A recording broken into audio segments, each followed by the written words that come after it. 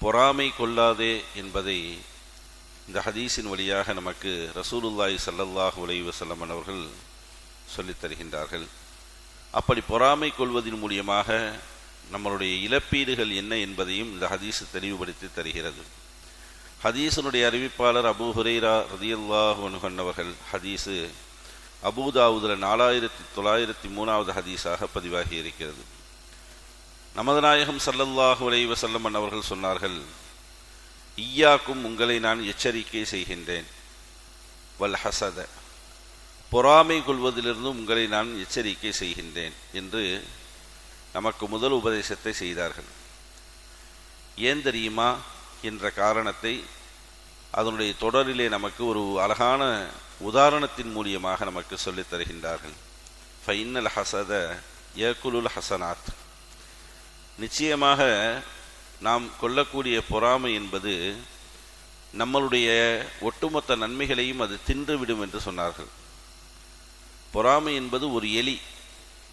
எலி எப்படி அப்படியே கரிச்சு கரிச்சு கரிச்சு கரிச்சு கொஞ்சம் கொஞ்சமாக காலி பண்ணிடுமோ ஒன்றும் இல்லாமல், அது மாதிரி நம்மளுடைய சேகரித்து வைத்த அனைத்து நன்மைகளையும் நாம் கொள்ளக்கூடிய அந்த பொறாமை எலியை போன்று ஒன்றுமில்லாமல் நன்மைகளை தின்றுவிடும் என்று ரசூலுல்லாஹி ஸல்லல்லாஹு அலைஹி வஸல்லம் அவங்க சொன்னாங்க.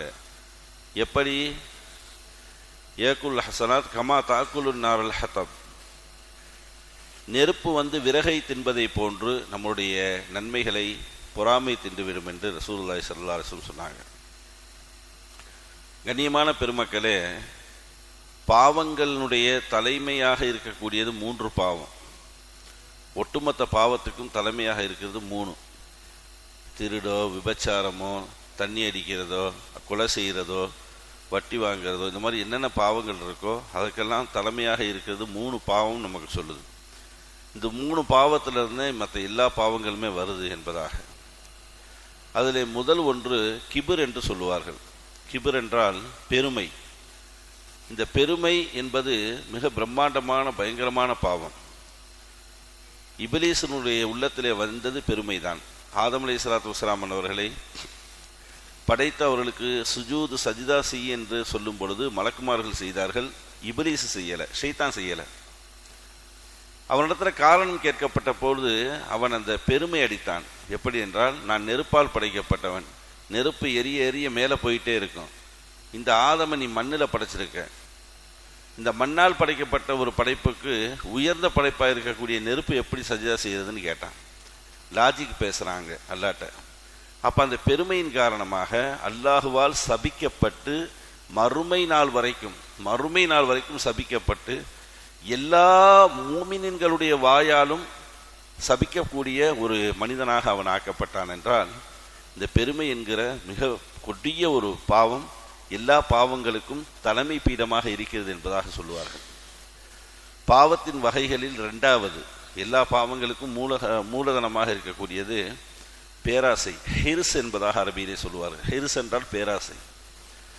இந்த பேராசை அது குறித்து சொல்லும் பொழுது நபீனா ஆதம் அலைஹிஸ்ஸலாத்து வஸ்ஸலாம் அன்னவர்கள், ஹவ்வா அம்மா அவர்களும் சுவனத்திலே அல்லாஹ் யாருக்குமே கொடுக்காத அற்புதமான ஒரு இடத்தை அல்லாஹ் கொடுத்தான், சுவனபதியை. கண்களால் பார்க்க முடியாது, சிந்தனைகளால் சிந்திக்க முடியாது, அவ்வளவு அருட்கொடைகள் அள்ளித்தரக்கூடிய அற்புதமான இடம் சுவனபதி. அதுக்காகத்தான் நம்ம இன்னைக்கு வாழ்ந்துட்டே இருக்கோம், வேற ஒன்றுமே கிடையாது. நம்ம எல்லாத்துக்கும் சொர்க்கம் கிடைக்கணும் அப்படிங்கிறக்காக தான் அமல் செய்கிறோம், அல்லாஹ்கிட்ட துவா கேட்குறோம். அந்த ஒன்றுக்காக வேண்டிதான் நம்ம எல்லாருடைய கடைசி ஆசையும் கூட. அப்படிப்பட்ட இடத்துல அவங்க 2 பேர்த்தையும் அல்லாஹ் வைத்ததற்கு பிறகு ஒரு மரத்தினுடைய கனியை சாப்பிடாதீங்கன்னு அல்லாஹ் சொன்னான். ஷைத்தானுடைய தீண்டுதலின் காரணமாக அவனுடைய ஆலோசனையை கேட்டு கொஞ்சம் பேராசப்பட்டு என்ன செஞ்சிட்டாங்க, அந்த கனியை சாப்பிட்டாங்க. சாப்பிட்டதனுடைய விளைவாக அல்லாஹ் ஜல்லஷானஹு தஆலா அவர்களை சுவனத்திலிருந்து அல்லாஹ் தூக்கி அவர்களை பூமியில் கொண்டு போய் போட்டான். பல ஆண்டு காலமாக அல்லாஹ்விடத்தில் பாவ மன்னிப்பு தேடினாங்க. கடைசியாக அல்லாஹ் அவங்க பாவத்தை மன்னிச்சான் அப்படின்னு பார்க்குறோம். அப்போ மிகப்பெரிய பிரம்மாண்டமான ஒரு அருட்கொடையிலிருந்து அல்லாஹ் அப்புறப்படுத்தக்கூடிய ஒரு பாவமாக அந்த ஹிர்ஸ் என்று சொல்லக்கூடிய பேராசை, அளவு கடந்த ஆசை இருக்கிறது. இது 2வது வகை. பாவத்தினுடைய 3வது தலைமை பீடம் என்ன தெரியுமா? அதுதான் இன்றைய ஹதீஸுடைய பொறாமை. பொறாமைன்னா என்னங்க? இந்த பொறாமை அதுக்கும் ஒரு விஷயத்தை சொல்லுவாங்க. ஹாபில் காபில் என்ற 2 மகன்கள் ஆதம் அலைஹிஸ்ஸலாத்து வஸ்ஸலாம் அவர்களுக்கு. தன்னுடைய சகோதரியாக இருக்கக்கூடிய ஒரு பெண்ணை 2 நபர்கள் காதலித்தார்கள். ஒரு பெண்ணை 2 நபர்கள் காதலித்தார்கள். தம்பி எனக்கு வேணும்னு ஆசைப்பட்டான், அண்ணன் எனக்கு வேணும்னு ஆசைப்பட்டான். அல்லாஹ் ஜல்லஷானஹு தஆலா 2 பெண்களை ஆதம் நபிக்கு கொடுத்து மூத்தவருக்கு இளையவளையும் இளையவளுக்கு மூத்தவளையும் திருமணம்படி அல்லாஹ் திருமணம் செய்யும்படி கூறினான். உலகத்தை மனுஷன் இல்லையே, மனிதர்களே இல்லையே, ஒட்டுமொத்தம் 5 people ஒன்லி. உலகத்தில் மொத்தம் 5 பேர் தான். அப்போ உலகத்தில் மக்கள் பழி பெறணுமா இல்லையா? அப்போ எப்படி கொண்டு வரணும்? அல்லாஹ் தஆலா இந்த அமைப்பில் கொடுத்தான். ஒன்று 2 பேரை லவ் பண்ணாங்க, எனக்கு அந்த பெண்ணு வேணும் அப்படின்னு இவரும் சண்டை போட்டார், அவரும் சண்டை போட்டார். அந்த ஒரு பொறாமையின் காரணமாக உனக்கு கிடைக்கக்கூடாது எனக்கு கிடைக்கணும், அதுதான் நோக்கம். பொறாமையினுடைய நோக்கம் உனக்கு கிடைக்கக்கூடாது எனக்கு கிடைக்கணும் அப்படிங்கிற அந்த எண்ணம் வந்ததில் என்ன செஞ்சார்? காபில் ஹாபிலை கொண்டுட்டார். முதல் கொலை, உலகத்தில் முதல் கொலை. அதனால் உலகத்தில் எத்தனை கொலைகள் நடக்குதோ அதுலேருந்து ஒரு பெர்சன்டேஜ் பாவம் அவங்க 2 பேர்த்துக்கும் போயிடும். முதல்ல தொடங்கி வச்சாங்களா இல்லையா? அது மாதிரி சதக்கத்து ஜாரியாவை நம்ம செஞ்சிட்டோம் அப்படின்னா நம்ம மௌத்தா போனால் நமக்கு ஒரு பெர்சன்டேஜ் வந்துகிட்டே இருக்குமா இல்லையா? அது மாதிரி தான் முதல் புதிய பாவத்தை அறிமுகப்படுத்திட்டா அந்த பாவத்தை எவன்லாம் செய்கிறானோ அதனுடைய பெர்சன்டேஜ் கணக்கு இவங்களுடைய அக்கௌண்ட்டுக்கு வந்துகிட்டே இருக்கும். இதுதான். அப்போ அந்த அடிப்படையில் அந்த பொறாமை கொண்டதின் காரணமாக அவர்கள் மிகப்பெரிய ஒரு இழப்பீடை சந்தித்தார்கள் என்பதாக நம்ம பார்க்குறோம். அப்போ பொதுவாகவே பொறாமை என்றால் என்ன? தன்னுடைய சகோதரன் அவனுக்கு அல்லாஹ் ஒரு அருட்கொடையை கொடுத்துருக்கான். வீடு, நிலம், வாசல், அந்தஸ்து, கல்வி, பதவி, எதுவாக வேண்டுமானாலும் இருக்கலாம். ஏதாவது உனக்கு கொடுத்துருக்கான் அப்படின்னா அதை பார்த்து அல்ஹம்துலில்லாஹ் மென்மேலும் உன்னை அல்லாஹ் சிறப்பாக்கி வைக்க வேண்டுமே என்பதாக துவா செய்யணுமே தவிர இவனுக்கு போயா இது கிடைச்சிச்சு, என்னது இவனுக்கு போயா இது கிடைச்சிச்சு, இவனுக்கு கிடைச்சது நமக்கு கிடைச்சிருக்கலாமேங்கிற முதல் எண்ணம், இவனுக்கு கிடைச்சது நமக்கு கிடைச்சிருக்கலாமே அப்படிங்கிற முதல் எண்ணம். 2வது அவனுக்கு கிடைச்சது கிடைக்காம போகணுங்கிறது 2வது எண்ணம். அவனுக்கு உள்ளதும் போகணும், அதே மாதிரி எனக்கு வேணும் அப்படிங்கிறத இந்த பொறாமையினுடைய இலக்கணம் இல்லையா? ரசூலுல்லாஹி ஸல்லல்லாஹு அலைஹி வஸல்லம் இது மோசமான குணம்ங்கிறாங்க. என்ன சொல்றாங்க? மோசமான குணம். அந்த குணம் நம்ம எப்பொழுதுமே நம்மளுடைய இதில் விடவே கூடாது. குர்ஆன்ல அல்லாஹ் ஜல்லஷானஹு ஒரு பாவத்திலிருந்தும் அல்லாஹ்கிட்ட பாதுகாப்பு கேளுங்கன்னு சொல்றான். 6666 ஆயத்து குர்ஆன்ல இருக்கு. ஒரு பாவத்திலேருந்து அல்லாஹ்கிட்ட பாதுகாப்பு கேளுங்கன்னு சொல்றான். எதிரியை கூட சொல்லலைங்க, எதிரிட்ட இருந்து பாதுகாப்பு தேடுங்கன்னு கூட சொல்லலை. ஏன்னா வாழ்க்கையில் எனிமி இருக்கணும்.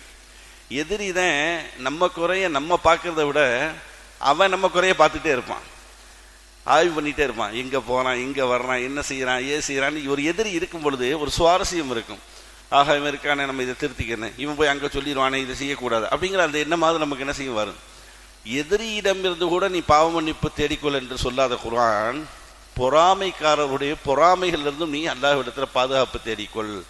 வமின் ஷர்ரி ஹாசிதின் இதா ஹசத் குல் அஊது பிரப்பில் ஃபலக் வருதா இல்லையா சூரா? அதில் அல்லாஹ் என்ன சொல்கிறான்?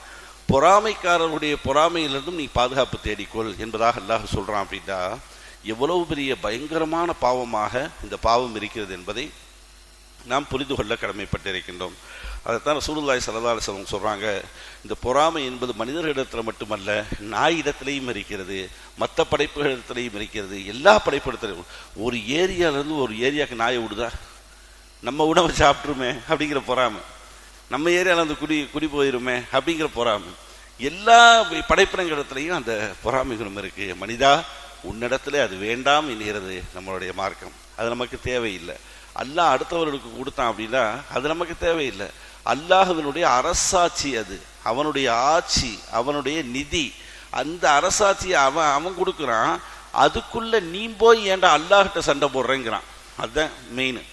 இப்போ அல்லாஹுடைய அந்த செல்வத்தை எடுத்து ஒரு நபரை கொடுக்குறான், நீ அங்கே நின்றுக்கிட்டு அல்லாஹ் கொடுக்கறதுல ஏன்டா நீ பொறாமப்படுற? அதுதான் இங்கே மெயினான ஒரு விஷயம். அது உனக்கு தேவையில்லை. அப்போ இந்த பொறாமை என்பது இவ்வளவு பெரிய ஒரு விளைவுகளை எல்லாம் நமக்கு கொண்டு வரும் அப்படிங்கிறத ஹதீஸு சொல்லுகிறது. அத்தர் ரசூல் ஸல்லல்லாஹு அலைஹி வஸல்லம் அவங்க சொல்கிறாங்க, எப்படி விறகை நெருப்பு சாப்பிடுமோ அதுபோன்று நம்முடைய ஈமான் என்று சொல்லக்கூடிய அந்த ஈமானின் மூலியமாக நாம் செய்யக்கூடிய அந்த அமல்களை, நன்மைகளை அந்த பொறாமை எலியை போன்று தின்று ஒன்றுமில்லாமல் காலி செய்துவிடும் என்பதை சொல்லித் தருகின்றார்கள். எல்லாம் வல்ல ரப்புல் ஆலமீன் இது போன்ற பொறாமை குணங்களை விட்டும் மற்ற ஏனைய துர்க்குணங்களை விட்டும் அல்லாஹ் நம்மையும் நம் குடும்பத்தையும் சமூகத்தையும் பாதுகாத்து அருள் புரிவானாக. நல்ல எண்ணங்களோடு நல்ல